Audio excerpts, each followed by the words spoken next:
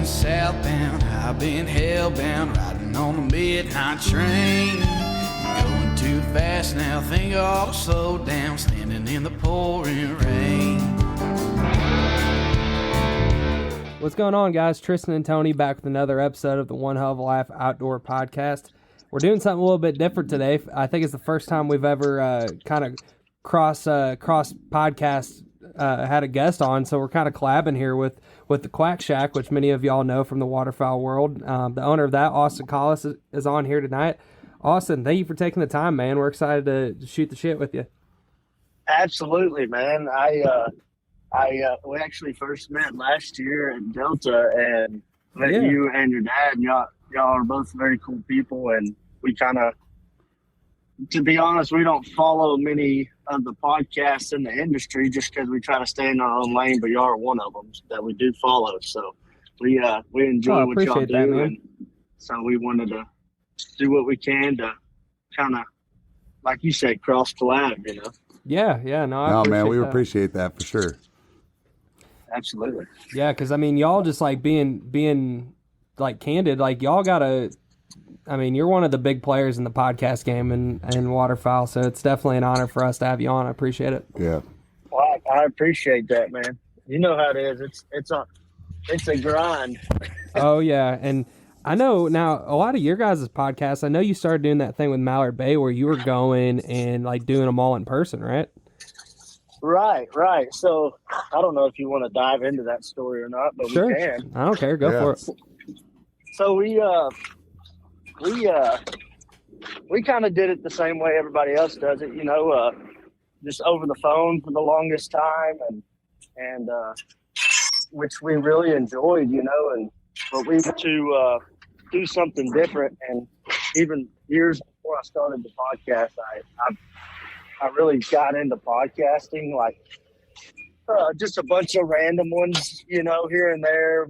Some of them were hunting related. Some of them were, dumb ones like Impulsive, the Logan Paul podcast. Like I just listen to a bunch of different podcasts and the way that they, travel around to their guests or whatever city they're in, they try to link up with somebody, and I was talking to my wife one day, and I was like, man, that would be so cool to do that because there's not really anybody that does it in the waterfowl industry. Sure. And I think it would be, not even for selfish reasons. It was more of like creating a lane for the waterfowl podcast industry or just the hunting podcast industry in general, to travel around and do podcasts with individuals that are, love the sport or love to hunt just as much as we do. And about 3 days before NWTF 2 years ago, I was telling my wife this, and I typed down some notes and stuff, and I told her some ideas, like it'd be cool to like do this and whatnot. And so I get a DM or a text message from the owner of Mallard Bay, and he was like, hey, you should come to NWTF. And I was like, man, I've been planning on it. But, my co-host, Jackson, he's a really good friend of mine. He's like a brother to me. He couldn't make it because his wife's birthday was that weekend. And he was like, well, you should come out and do some podcasts at our booth and whatnot. And I was like, oh, I'm in. So cool. I just packed up all of the podcast equipment, and which I know is not easy. Oh, dude, we've gotten really good at it, but that first time was not easy. No, dude, they don't make a case for all this random stuff. And oh man, and you know how it is. Sorry, not to interrupt you, but like with all the settings and stuff too, like. Oh yeah, getting bumped around. I mean, that was my biggest fear. Is like, dude, I'm gonna put this stuff in a suitcase, and you know how the people are at the airports, dude. I was like, it's either going to get broke, lost, or both. So I don't know. Yep. I might have to do podcasts on my, like, a recording on my phone, and what, who knows? Yeah. So I go up there, and we did some podcasts, and I met a lot of new people, and that was the first time I'd ever been to that show, and probably like the fourth show I had ever been to, just because we didn't really do many shows before that. And we were talking I was talking with some of the guys from Malibu, and they're like, "Hey, we need to, partner up or collab or do something."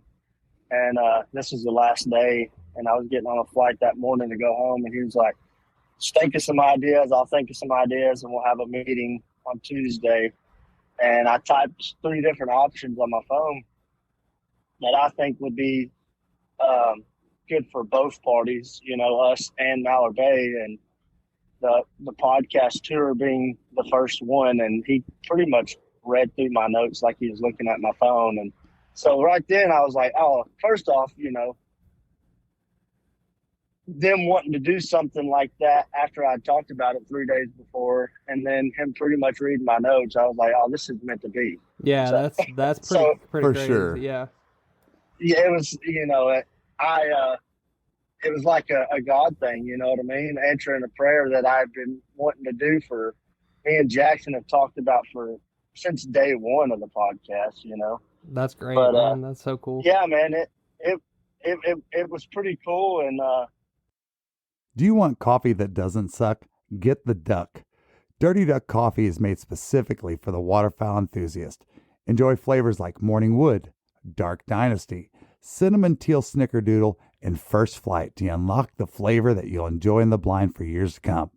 Our friends at Dirty Duck Coffee Company are now offering all Zero Duck 30 followers a 15% discount when you use code ZeroDuck15 on your next order.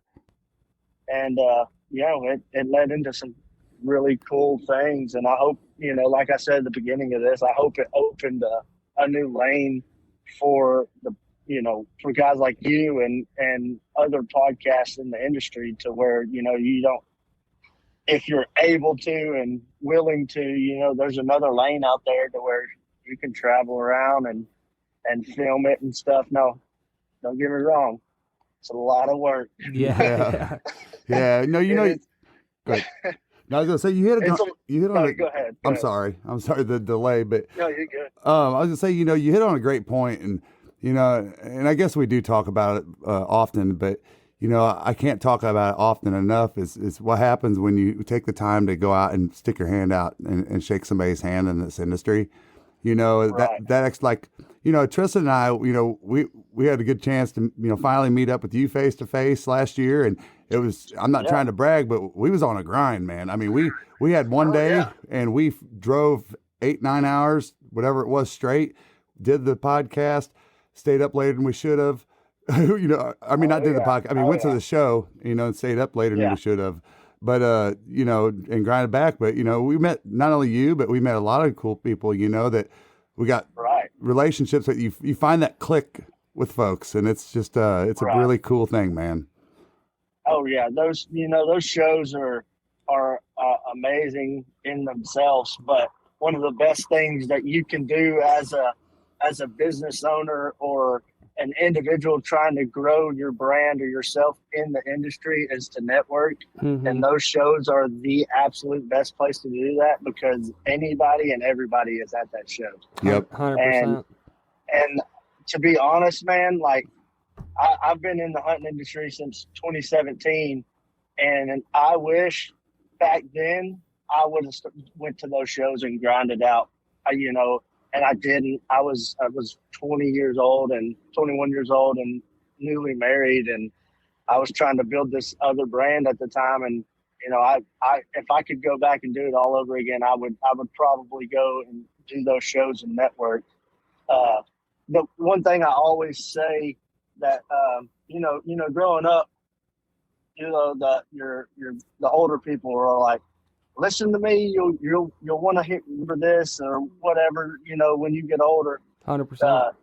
One little, like, I'll keep it long story short. My uncle, I will always remember him having this massive wallet, and I always thought he was just like a rich guy. Well, he wasn't a rich guy. It was one of the old billfolds that had all the business card holders in it, and he opened it up one day and told me about it and showed me all these business cards. I know this guy. If I need something done, he can come do it. Or if I need brick work done, he can come do it.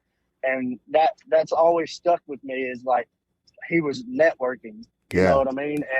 And having those, we don't really use business cards as much as we did back in the day. But that's one thing that's always stuck with me is networking and treating people how you want to be treated. And, you know, they might not be some big hotshot CEO or whatever, but one day they might be, and you might need them, or one day they might be your boss. So networking is massive in any phase of life, whether it's going to the grocery store and, you know, seeing your neighbor there, or going to a hunting show and talking to an ammo company or whatever, you know. No, 100%, man. And I think one thing that you guys do a good job at, and you know, there's a lot of brands that do a good job at this, but I think you know, one thing that just since we've done the podcast and like our YouTube and stuff like that and built relationships with companies, we've always been big about, you know, if we're going to work with somebody, you know, giving them, you know, we understand they're running a business, and at the end of the day, like, we want to give them 110% because they're putting belief into us. And I know for a fact you're obviously, you care a lot about doing the same thing, just hearing you talk and seeing what you guys do. And I think I say all that to bring that up because I think a lot of people try to, you know, like, oh, I just want to get a brand ambassador here, and, you know, this me, this kind of thing, and not looking at it from the whole networking picture, like you said, and building the relationships, you know. And I think you kind of mentioned that, and it's just a good point. Something we've always tried hard to do is just be kind of mindful of any company we work with or try to reach out to, just because we want to give them, you know, everything we can, you know. Yeah, and it's important it's important to do your research. You know, you want to make sure that you're bonding with like people, you know, and you're like, you know, just like that little chat we had right before we got on here, you know, about, you know, just you know, we're like-minded, you know, folks, and have the same values and that kind of thing. But, you know, while I'm talking, I just wanted to bring this up because I think it's so applicable with us talking about shows. I just got back from BOMA International, and what it is it's the largest building owners and managers association meeting in the United States. And if you're in sales, if you've been in anything to do with building management, you would have heard of BOMA. And the point is, you know, I saw a tremendous difference between the way that show is ran and an outdoor show. And that's where I'm trying to go with all this is that if you're out there and you're listening to this podcast and you're used to going to these types of shows, all right, versus say an outdoor industries show, you know, one thing I thought was super cool that I love to see Delta do, Ducks Unlimited do, NWTF, some of these other ones and some of them I think do this, but everybody that gets a badge, guests and the vendors, you all have a QR code right on your badge. And when they come up, it's got this app called iCapture. And you just take it and go pop and just scan it, and bam, all the registration information goes in. You can export it into an Excel. Which, what I love about it is, instead of sitting there trying to take that time you can focus on the person that's in front of you. Right. You can just, bam, that's the one thing I saw as an advantage, instead of like, hold on a minute while I write down your email and you know, and put you in my phone and all this stuff. And, you know, like just in that one day, we met 122 people. I mean, I actually talked to them. At the BOMA? Yeah, at the BOMA show. And I thought, man, that would be really cool to see the outdoors industry kind of incorporate that, because it really, not only is it great data for you you invest in your money in the show as a vendor, but you definitely, you can leave there with, man, what was that one person's name? Yeah, because there was, I think at Delta last year, and remind me if I'm wrong, guys, but some of the booths, there were a situation where it was like a kiosk, and then you had to spend 2 or 3 minutes typing in your information on a kiosk, which is better than pen and paper, but like it would be cool to just have your stuff ready and then scan it like you said, and then they get it, and then you know, whatever you're doing. I know it was like one to win a Benelli or something. It's so quick to do. I know I think a lot of the issue is with the QR stuff, because, like, you know, there's a bunch of people that do giveaways at these shows and stuff that are QR based, and we've done several when we're at show Dollar Bay and whatnot. But a lot of it is like the cell phone service in there is not very great, and good point. You know, so like we have talked about at my job currently, we've talked about doing some stuff and a QR based giveaway at these shows, and which is great and all. You can definitely do that, but like a secondary option is always good too, because the internet's not great. You got to think there's anywhere from 30 to 80,000 people that attend these shows that are in and out, and all these companies are using Wi-Fi and whatnot. But I think that's part of the reason, and I could be wrong, but just based off of my experience at the shows, is like, I don't know. I think it's a phenomenal idea, so you can sit there and talk and give your spiel on your product or your company or whatnot, but and not spend time doing other things. But yeah, and then sometimes I know I've met people that, I mean, I do my very best to remember names when I meet people, and I'll say to myself, it's hard. Yeah, I'll say to myself, especially when you're walking through a show or you have a booth and you have all these people coming by, and I got to say to myself, Tristan, in my head. But it doesn't really sink unless I say it out loud, and then I look kind of weird, So if I just met you, I'd be like, Austin. Yeah. I see people doing that all the time. They'll be talking about something. Oh, you there? Hearing them say your name, and you're sitting here just now, I'm realizing, that's what they're doing. They're trying to remember my name as they're talking to me. I had something funny like that happen today. I was out cold calling for what I do for my day job, and I walked into one place and met this dude. I think his name was Chris. Yeah, and then I walked into this other place and was talking to this guy, and he told me his name was Dan, and blah, blah, blah. We get talking, and then I'm like, yeah, your name was Chris, right? And he's like, Dan. I'm like, damn it. So literally today that happened, but what are you going to do? That's fun. So so I know you work with Gator Waders. What exactly do you do for them? Listen up, guys. Waterfowl season will be here before you know it, so book a hunt today. Williamson Outfitters offers exceptional duck hunting along Florida's Forgotten Coast, targeting redheads, bluebills, buffleheads, canvasbacks, and much, much more. Lodging and fishing packages are also available. Mention the One Hell of a Life podcast when booking and get 15% off your next trip. Spots are filling up fast, so call or text Captain Chris at 850-251-8650 or visit floridaducks.com.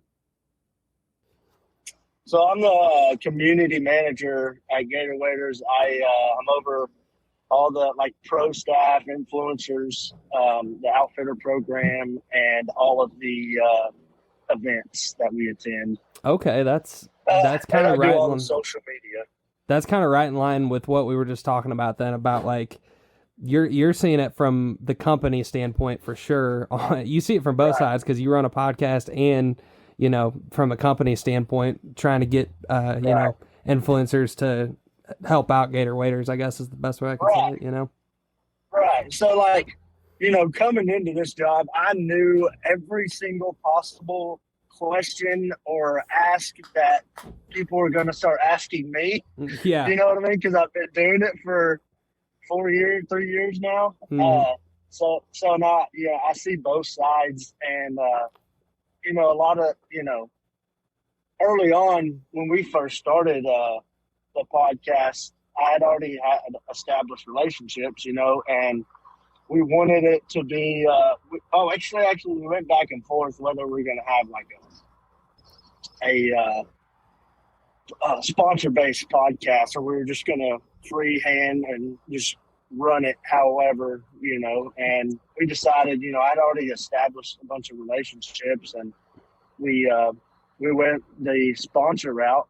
One, because of the people, right? Like the relationships, like we talked about earlier, that we had already established. And two, because we're already using their product. Until this day, I handle all the sponsorship stuff on the podcast. Jackson does a lot of the other stuff as well, but I personally handle all the sponsorship stuff, and obviously talk to him about it, and we decide whether we want to work with the company or not. But one thing I can tell you for sure, and our listeners know this, is if we have a sponsor on our podcast, we have already established a relationship with them, and we've already used their product. Yeah. So that's one thing I preach, and I probably didn't preach it enough during our podcast tour just because we had so much going on. But by then, hopefully they caught on and knew. But we're huge on the relationship side, like kind of what we've been talking about.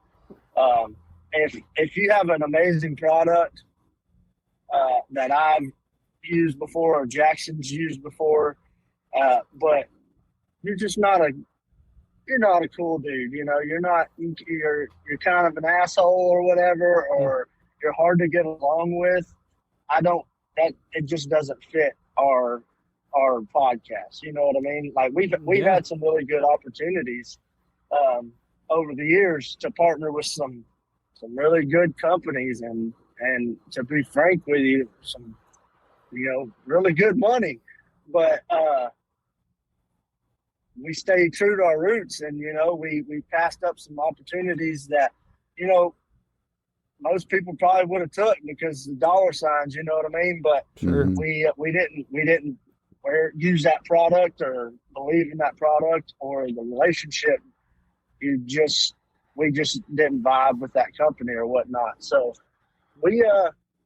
that's one thing I try to preach to some guys that I know that have some podcasts or whatnot. Like, just stay true, because at the end of the day, the people that are listening to your podcast, you're not. We don't necessarily have a product to sell, Right. but you're selling them on listening or watching your podcast. And if you have products, like a sponsored product you're selling, you want them to know that you're using this product and you believe in it, because if they're buying it, they're buying it because of you and because it's a good product. So you don't want to. I try not to burn any bridges at all, especially with our listeners.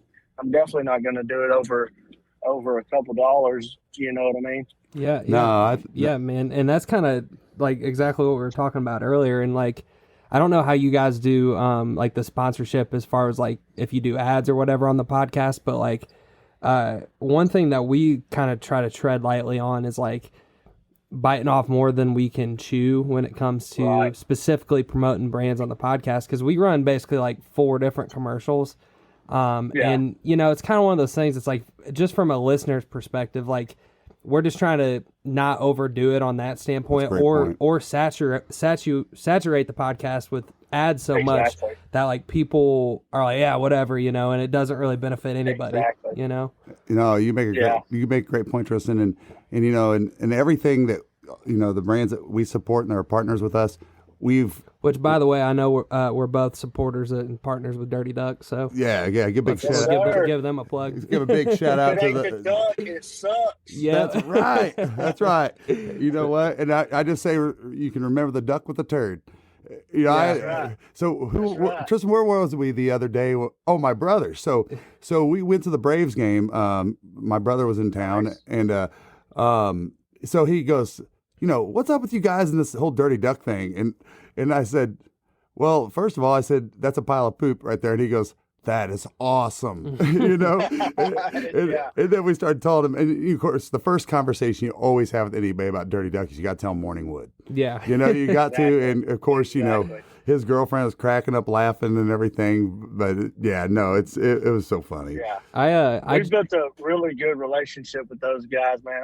I those are probably some of the best dudes in the industry, and I don't care who thinks otherwise. Yeah, Buck and Jay are great people, man. Mm-hmm. Great people. They are, man. They are. No, but getting back to where I was going with the brands, the only thing I wanted to say about that is just that we have used this. It's been trial, but and we drink the coffee. We love the coffee. We used to own a coffee shop, so we are a little coffee critical, and so we know we know a damn good cup of coffee. All right. But going to whatever products we use, from our eyewear to the waders that we wear, every one of those, the hunting apps. I mean, all of that stuff are our tools on a regular basis. Dirty Duck keeps us alive. Yeah. All right, it's your best liquid IV. After a good couple beers at beer camp. Yeah, at beer camp. At beer camp. That's right. That's what we call beer. Right. We call it Bush Light camp. But I like that because you never know if you're going to go shoot something at deer camp or duck camp, but you damn sure going to drink a couple beers. that's right. That's right.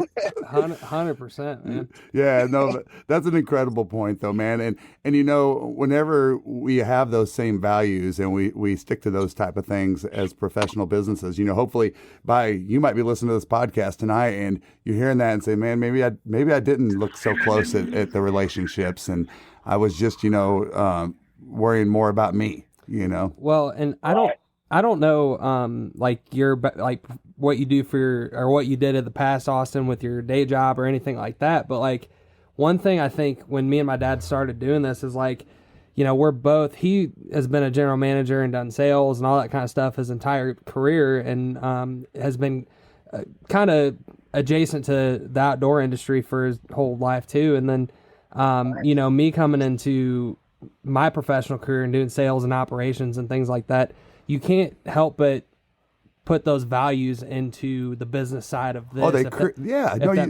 make you who you are. Yeah. Yeah, you're right, Tristan. No, that's an incredible point because that's where most of our dedication is, right? Mm-hmm. Is in that because that's what feeds the family, right? Mm-hmm. You know, but you're right. Those things, that's an incredible point that it actually does pass over. And it could be the difference in something you learned from a manager professionally or just their process or, you know, anything like that. And no, great point. And I think like there's two sides of that coin because you can learn it from like, and again, I don't know your background, Austin. I just know you said 2017, like, you know, that's a long time to be doing this. And like, if that's one way to learn it or, you know, whatever, you know, both sides of that coin. Right. Yep. And so when I say in 2017, I started a company that, called Take 'em Falco. It was a clothing and apparel brand. We sold duck calls and lanyards and all kinds of stuff. And so that's from 2017 to 2020, the end of 2020 when I started the podcast. I've had my foot in the industry. Like this is how I explain it. I've had my foot in the industry since 2017. Now that I wouldn't even consider, you know, the podcast because I don't do it full time. But now that I'm working for Gators, now I'm fully invested in the industry. I'm all in. 100%. So I've had my foot in the industry since 2017. But I've done all kinds of stuff in the meantime between now and then. Sure, man. Well, let me ask you this, man. You know, for somebody that's like listening to this and is wanting to pursue an actual like career in the outdoor industry, like legit working for a company, what do you have any advice for them or any tips like that you would kind of say or what? Absolutely, man. I would say honestly, the number one thing is patience. And that's I'm 29 years old. I've been married for 8 years and I have 2 kids, and you think I would have learned them by now, but I'm finally learning patience, dude. So I've actually and I wouldn't say it's been a dream of mine my entire life. I would say since about 2019, 2020, I've really wanted to be all in the industry. And about that time, 2019, I was still pipelining. I was welding on the pipeline, and I was just getting fed up with it, and I was ready to be home traveling. And then we started the podcast, and it kind of put a little Band-Aid over a wound, I guess you could say. Mm-hmm. But I would say patience is number one, because timing, and like I said, timing is everything.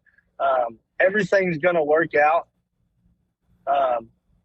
in the long run. If I don't know, I'm sure y'all rock with this, but I'm sure y'all rock with this. Everything's going to work out if it's God's plan.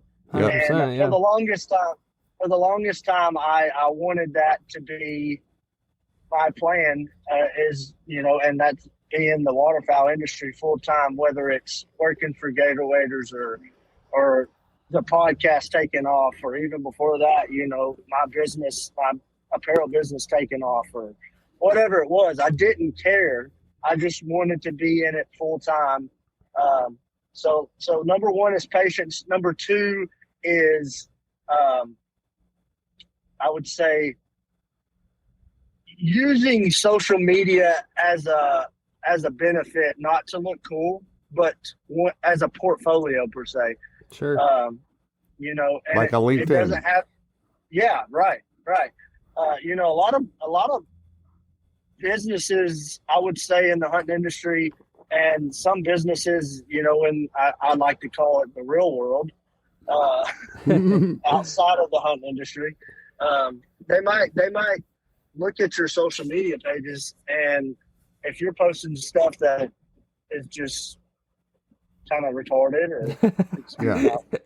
that, I didn't mean to say that. No, Austin, no. You make a great point, and just not to cut you off, but like saying, "Oh, baited corn will kill you more ducks." I mean, it's kind of cheesy, but right, and using social media as a portfolio per se, and I would actually probably put that number three. So number one, being patient. Number two, networking, meeting the people in the industry, building those relationships, and just be you. For the longest time, I felt like I needed to be somebody else to talk my way into the industry. And I gave up on that with a drop of the hat. And I was like, dude, I'm going to be me. I actually go out there and I kill birds, and I put in the work, and I work hard to try to find these birds, and it's successful. So why can't I use that to my advantage? And I guess I built up a portfolio. And then number four would probably be, let's see, what would number four be? Persistence, I guess, or consistency, really try. If you really want to be in it, you have to be in it, whether it's going to work in the hunting industry or starting a bakery, you know what I mean? Like, sure. It doesn't matter. Just be consistent and try to better yourself every day. People notice things, man. And I didn't know that for the longest time. Like, I've never been the one to like get patted on the back. I had my dad, a great dad growing up. Just, he wasn't the kind, like, I could go out there and hit 3 home runs and strike everybody out, but he wasn't going to be like, pat me on the back. He was going to say, hey, this is what you can do better next time. You know what I mean? Mm-hmm. And I was looking for that. For my entire life. And once I started having kids, I guess I was like, you know what? I'm not looking for that satisfaction anymore, or that pat on the back anymore. I am going to do what I think's best. I'm going to do everything to my highest ability, and people notice. And I think, and I didn't really start realizing that until we started building this podcast up to what it is now. And then, when I got this job at Gator Waders, I tried to go to work for Gator Waders for years. I've known the owner since 2016, and we were friends. We actually met through a mutual friend, and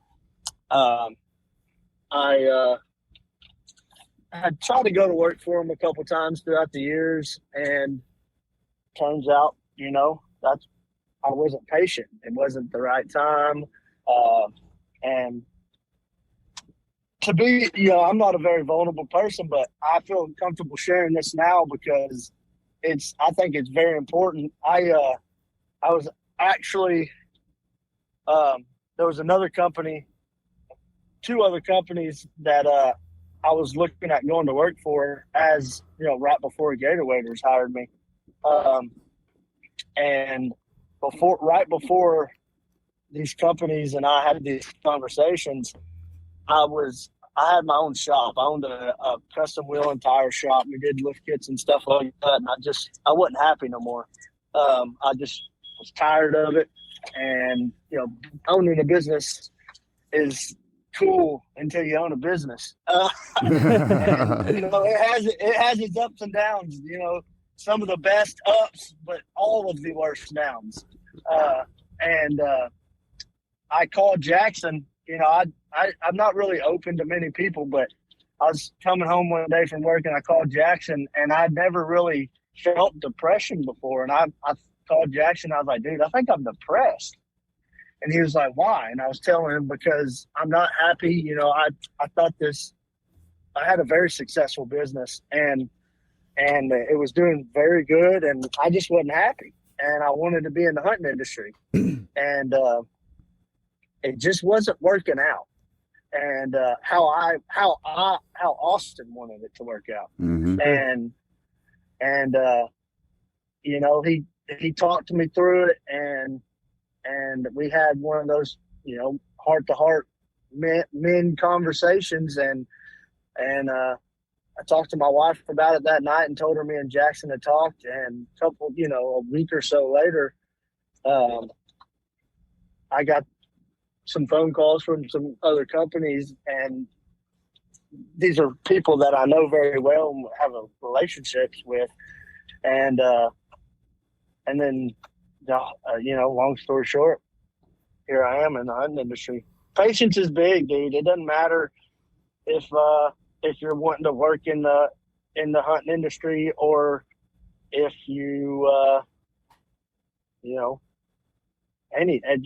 patience is huge in life. That's the number one thing I would say for anybody wanting to work in the industry, because it is, like y'all know, it's a very tight knit industry. Yeah. It's really a lot of who you know. Mm-hmm. And not many. You can go out there. You can go out there today and find you a job, but not just anybody can go find them a job in the hunting industry. No, and the hunting industry, I mean, as you know, Austin, compared to the rest of the world, it's so niche, and to a lot of these companies don't have like the payroll per se to hire somebody full time like that, so that makes it even more niche. And there's a lot of talent. Exactly. There's a lot of talented people. Like every day, more and more talented people. Whether it be with behind a camera or talking or whatever it might be.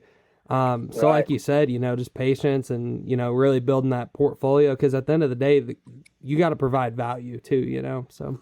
Oh yeah. Yeah. And one thing I just want to add to that is, and it goes along with the patience thing, I think, especially, in, with today's younger folks, it's just the way technology is built. I'm not talking crap on the younger generation from this. Everybody would say, oh, they needed everything right now. Well, guess what? Technology's got us there. Okay. And that's why. Exactly. All right. So yeah, but here's the thing is that earn the right.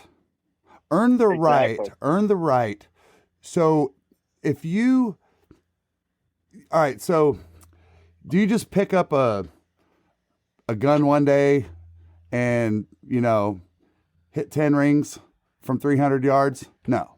All right. No, you don't. There's a lot that goes into that. And I think the same thing applies, to yourself. And when it comes to that piece of it is just, it's in the teens that morning, and maybe you're chasing ducks or geese, but now it's September and it's 85 degrees and you're hunting early teal or geese. As a waterfowler, you need dependable weather protection that will not break the bank.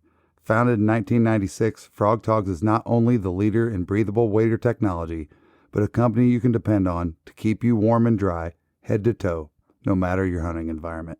Stay bone dry by using discount code ZD315 for 15% off not only your first purchase, like most discount codes, but how about every single purchase you make from now until December 31st, 2024? Know that you've earned the right, and everything else will take care of itself. If you're a good person, like you're saying, if you wrap all that, you get out there and you shake people's hands. You meet somebody like Austin. All right. Yeah. No, and I'm just saying, using you as an example, Austin, you're very connected and know a lot of good people. And you know what? You get to, do some internship or whatever it might be, right? And then the next thing you know, you've built a career path that backs you up professionally to be an asset to that company, Yep. yes, guess what? That's how you're going to get that job. Exactly. Because people are you're going to expose yourself 100% tried and true along the process. And Oh, yeah. and that's where I think all that trust comes between all of us in the industry.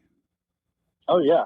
You know? Yeah, like you said, man, Bill, you have to prove yourself, because if everything you're saying to an individual is false, it'll get exposed. Yep. And it won't take long. Mm-hmm. Nope.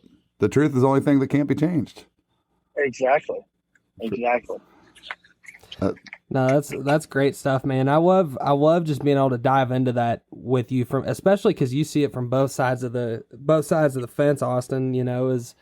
Working, having your own brand, but also working with the brand directly. So I appreciate all that insight, man.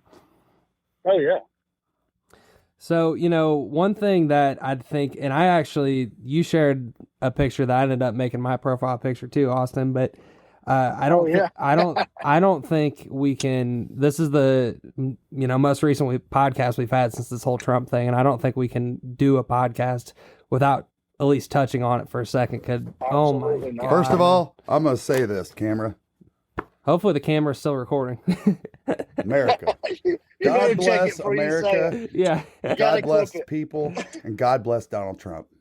Amen. God bless Beautiful. America, the people, and Donald Trump. Listen, I'll give my little short take on it, without getting too crazy. Mm-hmm. Yeah. The fact that it's sickening. It's sickening that the American people and the people that have power in politics are trying to bury him in a jail cell. Mm-hmm. Mhm. And then you have people trying to literally take his life. Yeah. So there's two things. Those two things don't add up to me, because I'm not in politics, and I'm just as smart as the next guy. I'm not going to sit here and tell anybody that I'm some genius and I know it all, because I know I don't. Mm-hmm. But one thing I know is, when Donald Trump was president, everybody was working. Mm-hmm. And if you weren't working, then you just didn't want to. So that's a different story. Yep. Number two, you could afford to do pretty much anything you wanted to do. Yeah. Especially go buy a gallon of milk or buy groceries for your family. Right. And number three, obviously the gas prices I would include in groceries and stuff. Number three is, everything was better. And the fact that if you can't, these are facts. These are things that millions of people saw. You saw the prices at the grocery store. You saw the gas. You saw people were working. You see the employment rate numbers, like the charts and whatnot. You can't make that up. So how does that not add up in the other side's head? You know what I mean?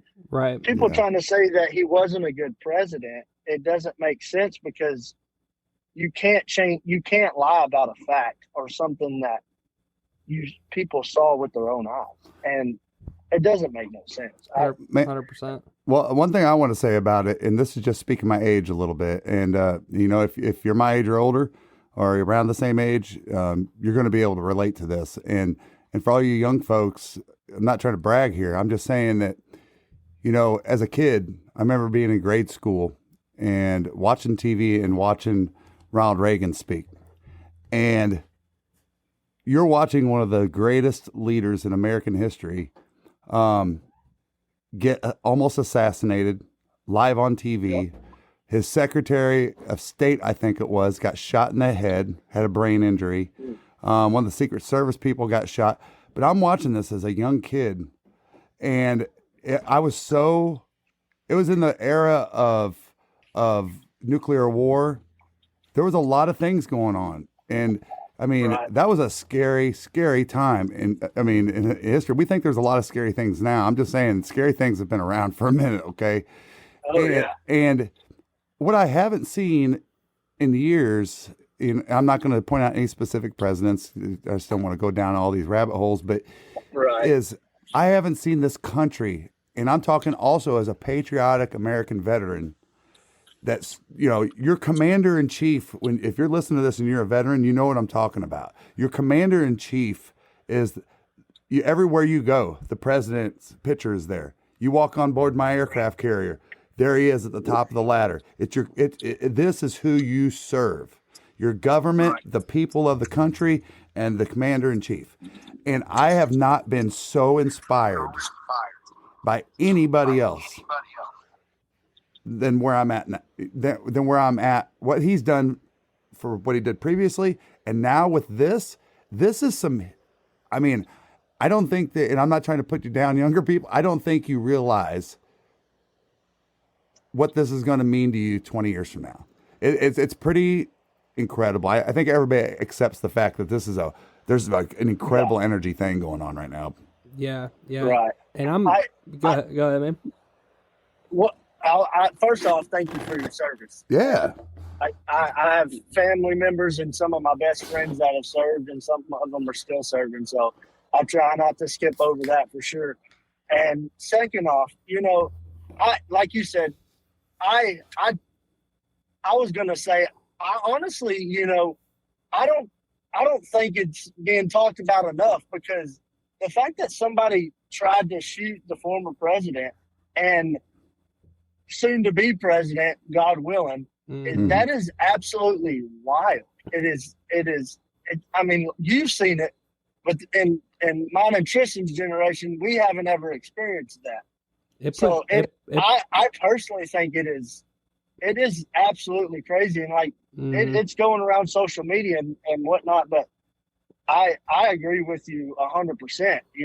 I don't think it's being talked about enough, and I think it's something that it inspires me. I'm not even in the military, and when that happened, and he told the Secret Service to stop so he could lift his fist up, dude, I was ready to grab a gun and go to Iraq. I know. What I mean? Dude, that whole thing put a pit in my stomach, and I was just sitting there thinking, like, thank God it played out the way that it did. But don't tell. But here's one thing I think everybody listening here, if you're still on the same belief, and if you're not, we pray for you. But dude, when in your life have you felt like standing up as soon as you saw that, taking your hat off and putting your hand on your heart and saying, "Yes, sir"?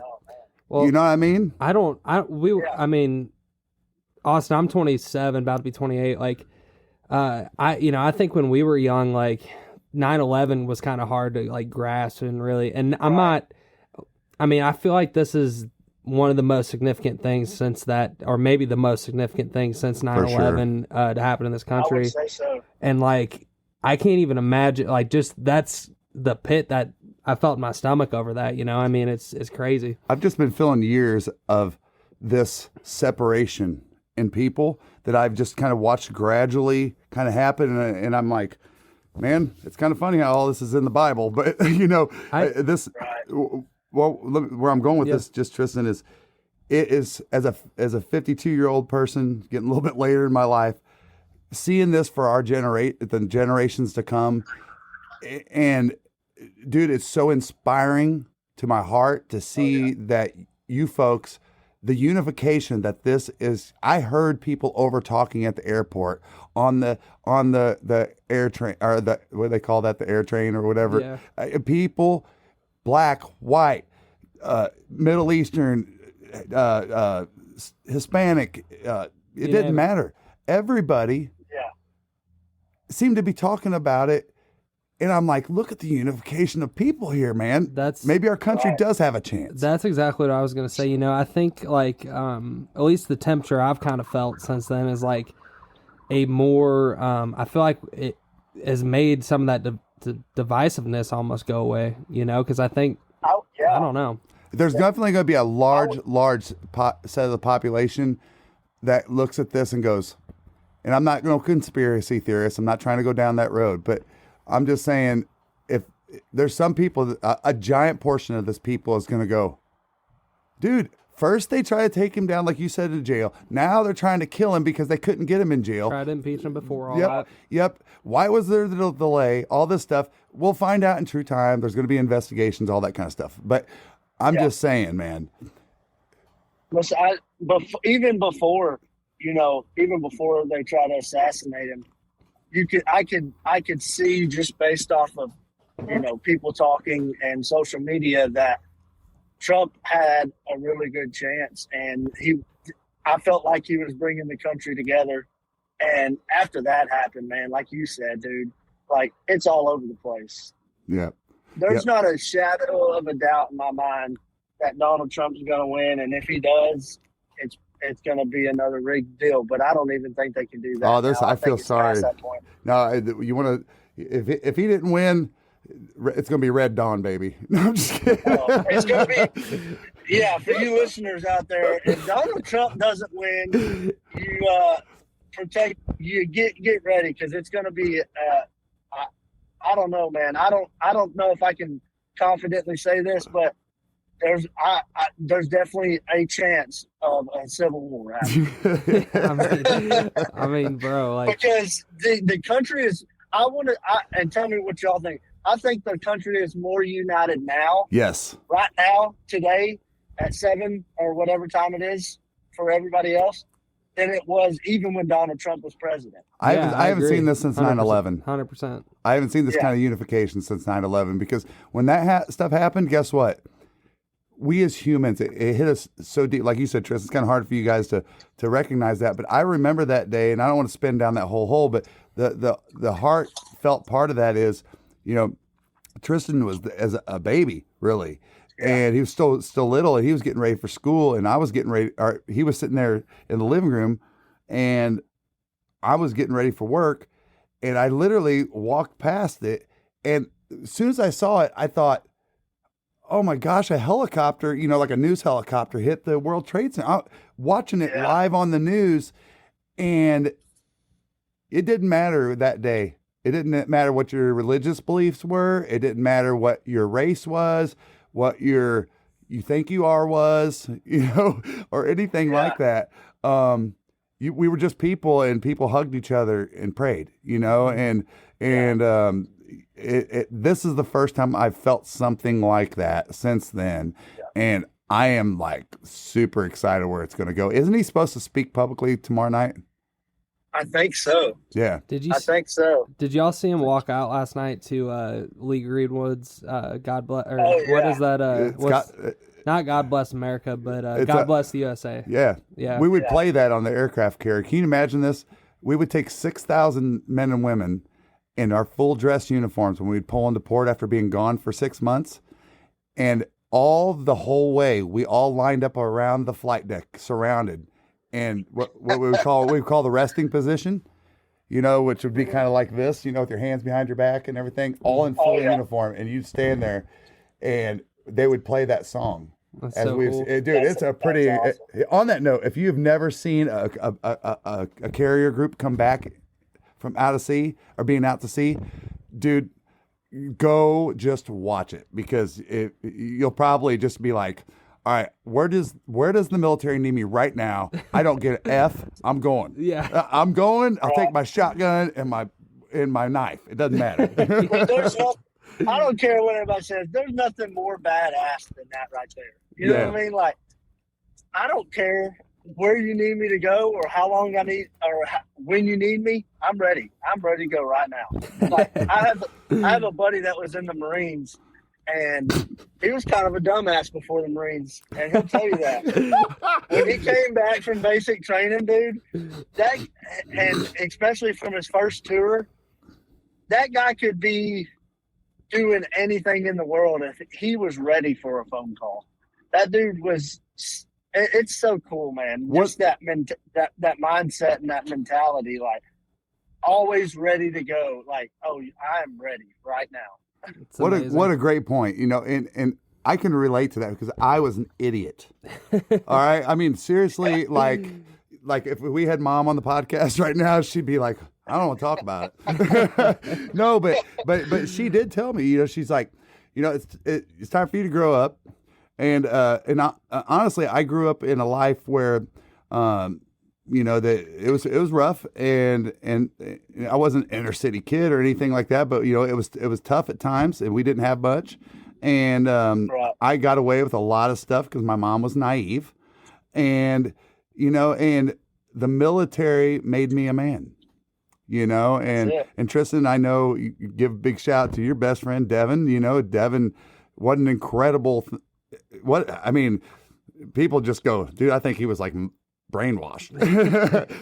But it does something to you. And it's not always the military for people. Sometimes it's God, sometimes it's school, sometimes it's a job, whatever it is that you go into like that and get some great leadership and stuff. But, they do brainwash you, and they do take you to a place that you think you want to cry back and go home to your mama. Oh, yeah. So, hey, big shout out to all veterans and active duty, men and women both. Thank you. Absolutely. Thank y'all so much. And to We the need y'all. FBI and to the Secret Service, time to step it up, bro. Yeah. Yeah, come on, guys. Well, Hey, I feel like it's a come on, man. I saw a deal. I saw a deal that was kind of talking about that, and it was the Secret Service is trained for this moment their entire life, and they slipped up or whatever. And then another deal was like they train, like, give them a break. They've trained for this their entire life, and expecting nothing to happen, and something actually happens. Yeah, right. I'll tell you guys something cool. There's a special. Now you hit on that. I want to talk about this. So there's a special that I just saw on CBS last night that they did regarding this whole thing. One of the things that, and it doesn't sound like they did it for this event, but they did for the National Republican Convention. They actually put these people through, and the reporter is actually there experiencing it. High-speed driving training. Like they had like little like made up areas that looked very similar to like the paths they would take and stuff. And then what would happen if 10 guys showed up with machine guns? What are you going to do? Oh my God. And In the outdoors, every detail counts. See sharper, aim clearer. From the river's edge to the heart of the flooded timber, Hook and Bullet has your vision covered. Hook and Bullet's purpose-built optics are flawlessly crafted to give you an edge regardless of your outdoor pursuit. Use code ZeroDuck30 for 15% off a pair of Hook and Bullet sunglasses today.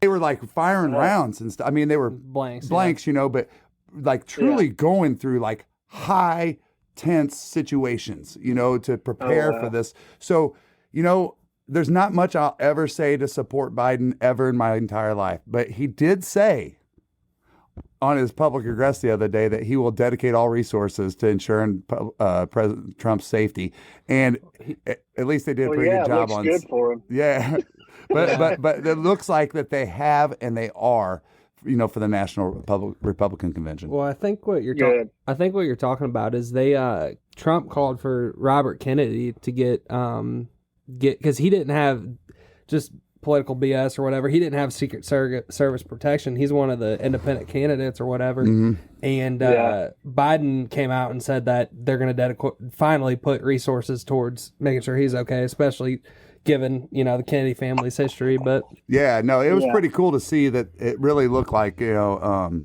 they really trained to do the best they can for those situations, so. Yeah, it's hard to play. Yeah. Like, you hear, like, the Secret Service guys talk, and, like, it's hard to play Monday morning quarterback, but, like, man, Well, I'll tell you what, that's a very true statement because I can personally relate to that. And, in the military, when you're in the Navy, you do a thing, and you do this all throughout the time. You're basically spending months and years doing what we call workups all the way to deployment, and you're practicing for that. And you're going through scenarios, and we do joint things out in the ocean with other countries where we do like bomb runs together and all these different things. Pilots are up there flying with our allies and doing war games, essentially, is what they're doing. And but I will tell you this, and they would do what they call general quarters, and it's general quarters, all hands man your battle stations. And I will tell you what, the first time that I heard, I repeat, this is not a drill. This is not a drill. I thought, I'm on a floating fortress that's a quarter of a mile long and 3 football fields wide with 6,000 people on it. And shit's about to get real. Yeah. And the next thing I know, I'm hearing, you look it up if you don't know what this is, but we call it the Sea Whiz gun. And it's going, and what happened is that we were picking up mines that were put out by Saddam out into the Persian Gulf. And can you imagine what would have happened if that one of those smoked us, dude? But it wasn't the highest. It wasn't the highest threat situation. But the point I'm making is, man, you don't know what it's going to be like until the shit gets real, you know. But all you can do is prepare for it. 100%. So, well, man, you know, to switch gears, you know, what does y'all's waterfowl season look like, Austin? Y'all got some exciting stuff planned on the books yet, or? We're going back to our roots this year, you know, with this podcast tour. We had the opportunity, and I'm very grateful for it, to do this podcast tour. We went around to a bunch of the outfitters that are on Mallard Bay and got to hunt with them and experience their lodging and stuff like that, and film the hunts for them and for us, and film a podcast. So we didn't really get to do a whole lot of public land stuff like we've done our entire life. So this year, we got a couple different options that we're trying to work out for the podcast, but we still have episodes coming out on YouTube right now, so we got a little bit of time. But we're just going to go grind it out on public again. We're excited about it. Now, we do have a bunch of open invitations, as you can imagine now, since we did all these podcasts and stuff with these outfitters. So we might take a couple of them up on their offer. Actually, we've got a couple of them planned already, but we're going to grind it out, man. We're going to go hit some public land and travel all over the United States like we did before and try to get on some birds. That's awesome, man.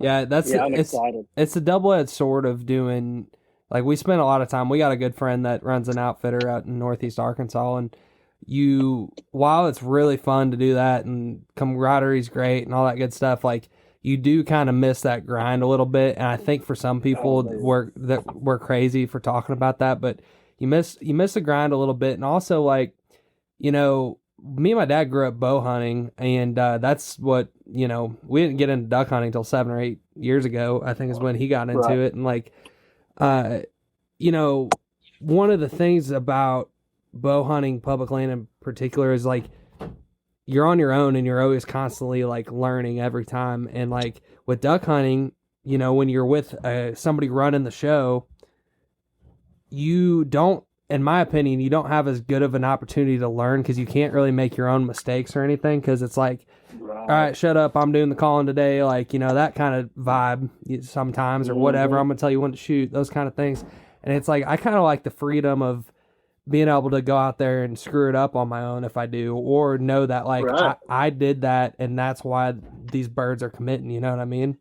And 100%. You kind of do miss that aspect when you're hunting with outfitters and guides, even though that's not complaining. Like, that great opportunities, great, you know, it's a good time. And it's always good, you know, if you're a public land grinder, to take a break, man, and freaking go have somebody set everything up for you. But, you know, there's two sides to that coin. Yeah, for sure. I was talking to somebody a couple of days ago about it, and they're like, man, that had to have been cool. And I was, you know, it was cool going around and seeing all these outfitters. We did a ton of them, dude. We traveled a lot. I put 25,000 miles on my truck from July to February. Yeah. We traveled all over. But we know, you know, we're used to that, but we're also used to scouting, finding the birds, getting on the birds, or not getting on the birds.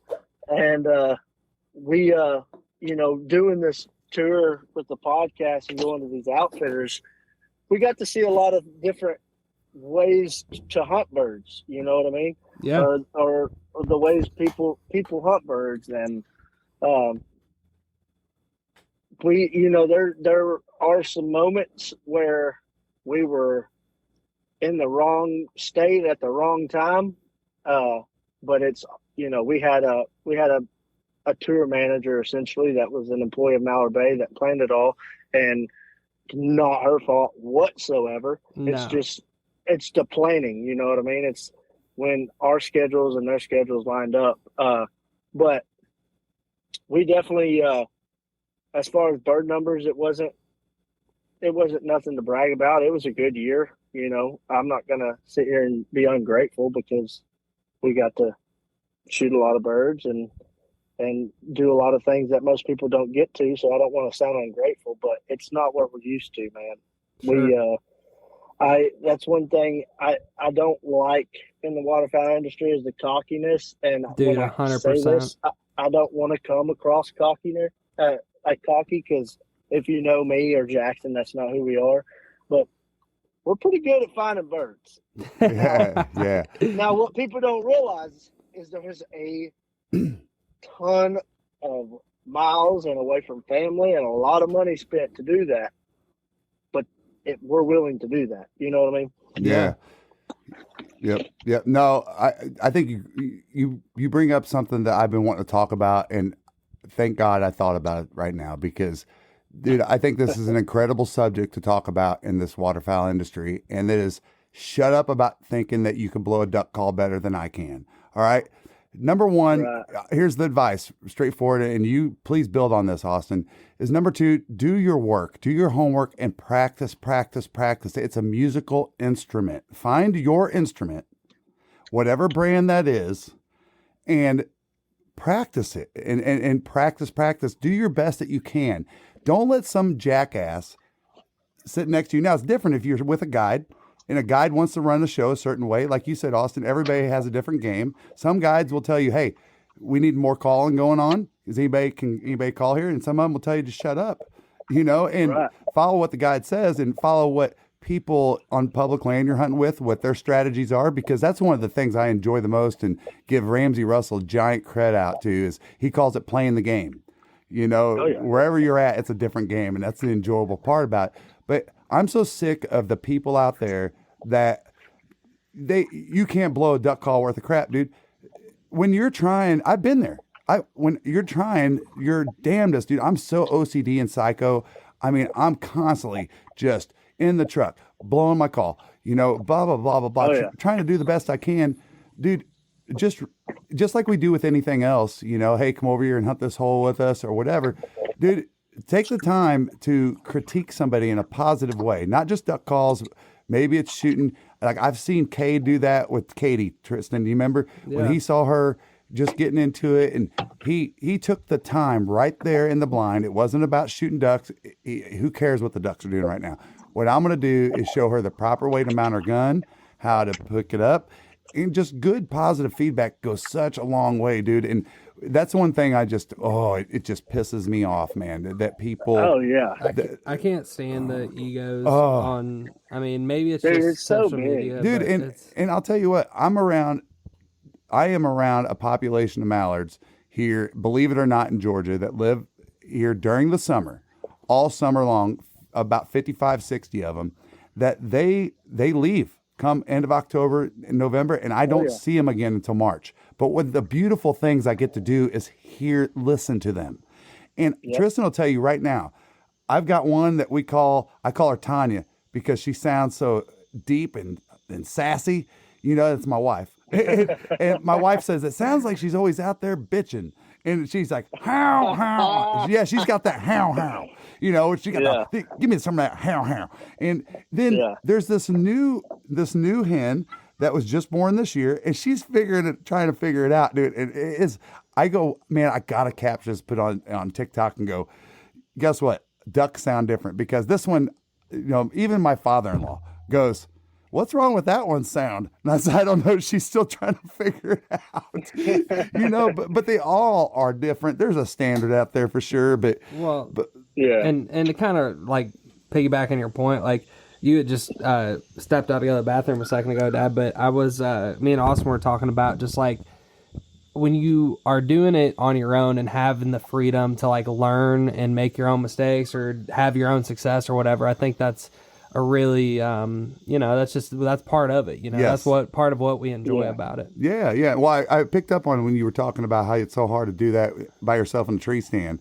Wouldn't it be great for me to always been sitting above you? Like, think about the times that we've been in the stand together when you were young, and I'm like, hey, shh, or hey, you're moving too much, or whatever it might be. I think kind of on a bigger scale of that, and I'll try to keep this short because I've talked about this before on the podcast, but I call it like your toolbox with whatever you're hunting with. And like with deer hunting, my toolbox is the largest, largely because of you and just growing up in it. And like, I can literally read deer's body language. I know how to hunt deer. Like, got that. I know how to hunt deer. Yep. But like when we recently got into turkey hunting, and like a few years back got into duck hunting,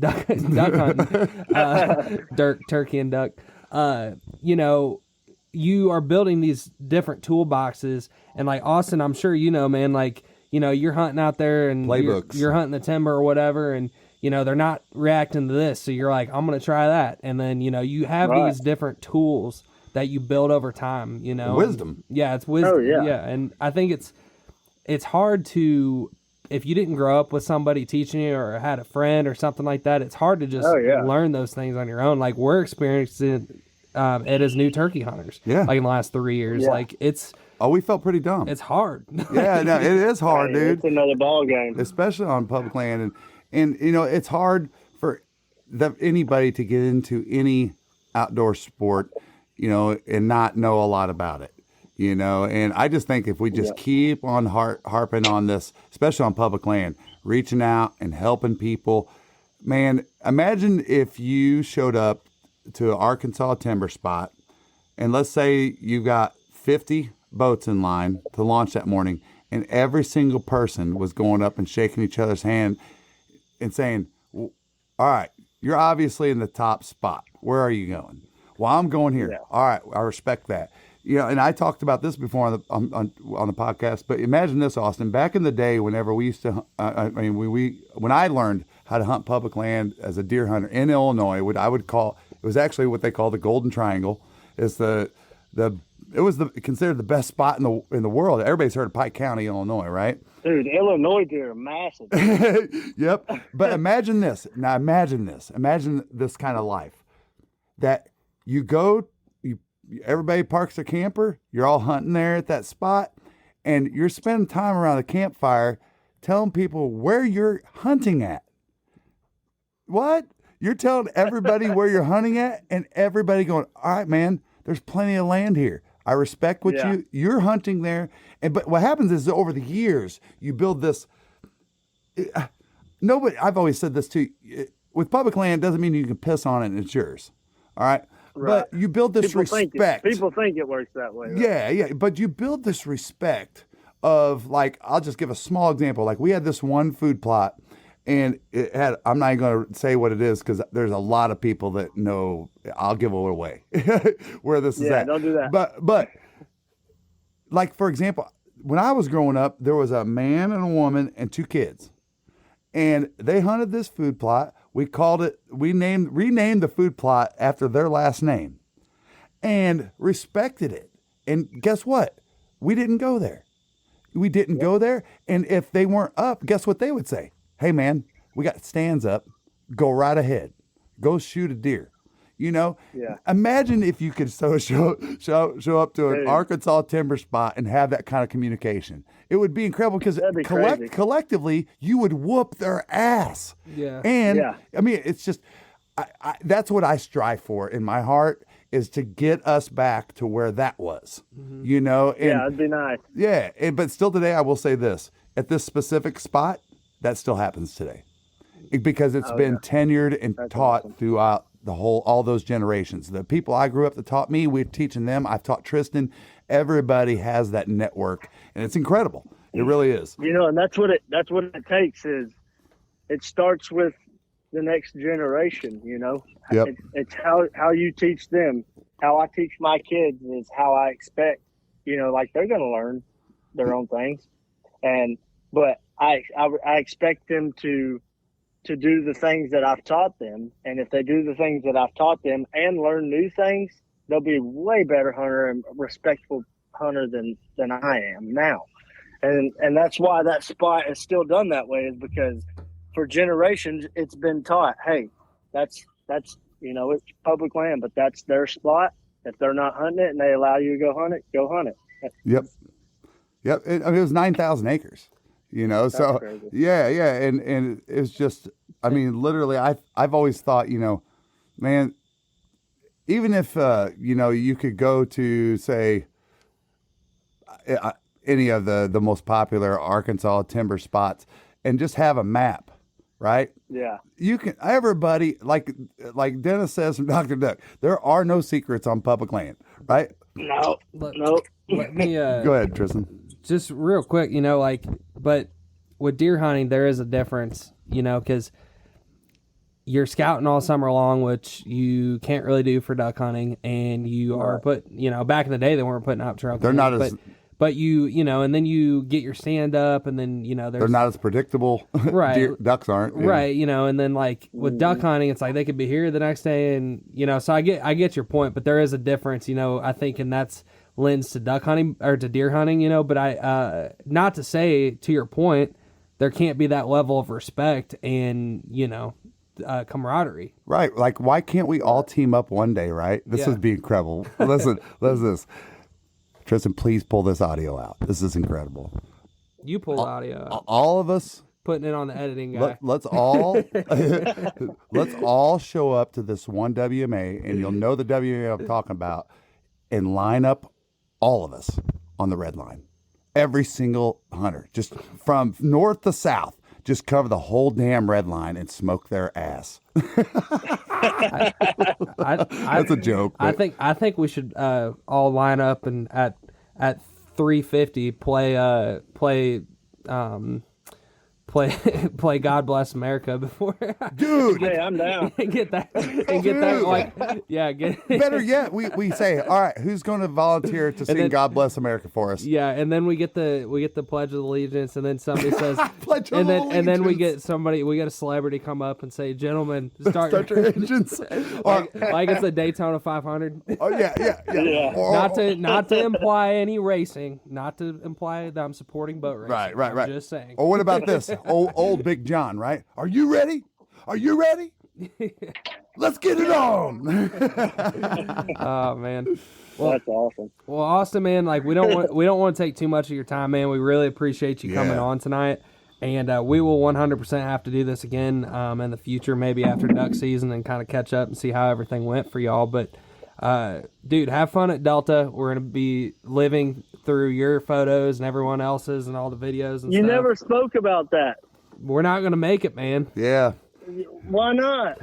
Life. Yeah, life, man. Just freaking. We got family in town and New jobs, really. That's a big part That of it. too. Yeah, I mean, Tristan and I both had to, you weren't aware of this, Austin, but Tristan worked for me, and we had an office, and we had to shut that down in end of the year last year. So we both changed careers now, and so about December 10th, our duck season got put on hold. Yeah. Oh, And so, life happens, man. but yeah, but it's not what you do when you get knocked down. It's what you do to get back up, right? And That's so it. we are just both, just really honestly, just giving our hearts and souls to the companies that we're working for now, and trying to do our best for our families, and that's been the number one priority. And unfortunately, it just, even though it's on a weekend. I mean, if I'm being honest, I just got back from working the whole weekend. I haven't been off in 14 days. So, I mean, it's just I know the feeling. I've been there. Yeah. So it's just what it takes right now. That's all. That's it. Yeah. Well, I hate I'm not going to get to see y'all again. And I hope, I wish the best for y'all's new careers, man. I'm actually, like we talked, I'm in a new one too. I've been at Gator Waders for 5 months now, but Awesome. so, I'm in a new career too, so I know exactly how y'all feel. Mine just kind of correlates with what I like to do, unfortunately for you. But I appreciate y'all having me on, man. It's been awesome getting to talk to y'all, and being on the other side of the mic is kind of cool, to be honest with you. Yeah. Well, you don't have to think about, oh man, what am I going to say next? Yeah. Right. No, man, but we'll do it again in the future, and we're appreciative of you coming on tonight, man. And we'll meet up again and get to spend some, whether it's Delta 2 years from now or at some point, I'm confident we'll be able to, have a few drinks together or get some lunch or something. Hey, we need to get you in the. If y'all get the opportunity, y'all are more than welcome to come hunt with us anytime you want. Man, we appreciate Really that. appreciate And tell that. everybody where they can follow you guys and follow your journey, man.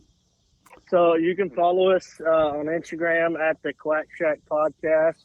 Real quick, you got to hit that 10K so you do that giveaway. Yeah. Go follow us. Go follow us on Instagram at the Quack Shack Podcast. We're about to hit 10K, which is crazy, and I'm super excited about that. And go follow our YouTube channel. Like we talked about, we just got done with the podcast tour with Mallard Bay, and we got a lot of footage on very, very high quality stuff that TikTok hates. So we put it on YouTube. So go check that out. It's the Quack Shack Podcast on YouTube. You can find all of our stuff there. And go check out Gator Waders. Real quick plug. I don't know when this is going to drop, but we just dropped a new pair of waders today. I saw that. They're uninsulated zips. They're super nice. They're something that they've been working on even before I got there. Been in the works for a long time, and it's finally come out. So y'all go check that out and check us out on Instagram. We appreciate y'all, and y'all if you're not following these guys on Instagram or on their YouTube channel, stop sucking and follow these guys. Yes, sir. Thank you, America. I appreciate it, man. Hey, and one more thing. Trump 2024, baby. That's right. Let's go, baby. All right. That's a good note to end it on, man. I appreciate it. Have a good one, brother. Yep. Thank you, Austin. Appreciate your time. I've been southbound, I've been hellbound, riding on the midnight train. Going too fast now, think I'll slow down, standing in the pouring rain.